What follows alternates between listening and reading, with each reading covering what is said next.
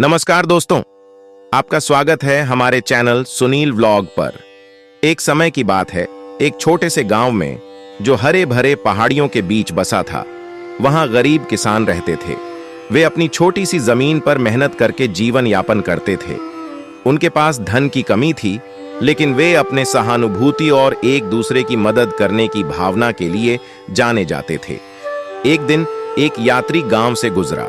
उसने देखा कि किसान धूप में काम कर रहे हैं। उसकी जिज्ञासा जागी और उसने एक बूढ़े किसान राज से पूछा, आप इतनी मेहनत क्यों करते हैं जब आपको इतना कम मिलता है? राज मुस्कुराए और कहा, हम धन में गरीब हो सकते हैं, लेकिन हम दोस्ती और समर्थन में अमीर हैं। हमारे गांव में हम जो कुछ भी है उसे साझा करते हैं। यात्री ने उनके जीवन के तरीके के प्रति रुचि दिखाई और कुछ दिनों तक गांव में रहने का निर्णय लिया। उसने देखा कि गांव वाले एक दूसरे की मदद करने के लिए इकट्ठा होते हैं, खासकर फसल बोने और काटने के समय। अगर कोई बीमार पड़ जाता तो पूरा गांव उसकी देखभाल के लिए एकत्र हो जाता। वे एक साथ भोजन करते, हंसते और कहानियां साझा करते, जिससे उनके बीच एक गहरा बंधन बनता था। एक शाम जब सूरज ढल रहा था, यात्री ने देखा कि कुछ बच्चे लकड़ी और पत्थरों से बने साधारण खिलौनों से खेल रहे हैं। वे हंस रहे थे और बिना किसी चिंता के खेल रहे थे। उनकी खुशी संक्रामक थी। यात्री को एहसास हुआ कि गांव वालों के पास भौतिक धन की कमी थी, लेकिन उनके पास एक गहरी सामुदायिक भावना और खुशी थी। प्रेरित होकर यात्री ने गांव की मदद करने का निर्णय लिया। उसने उन्हें स्थायी खेती की तकनीकें सिखाईं, जिससे उनकी फसलें बेहतर हो सकीं।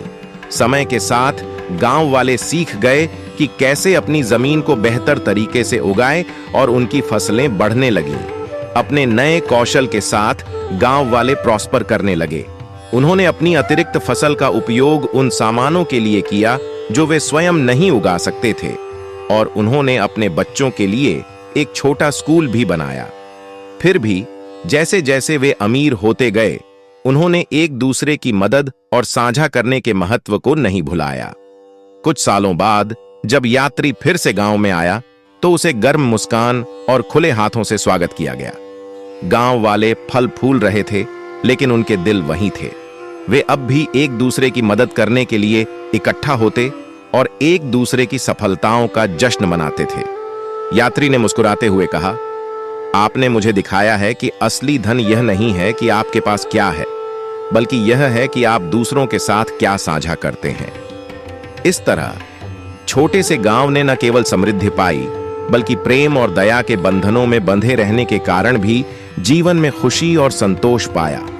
वे दूसरों के लिए आशा का प्रतीक बन गए, यह साबित करते हुए कि गरीबी में भी एक समृद्ध सामुदायिक भावना जीवन को खुशी और संतोष से भर सकती है।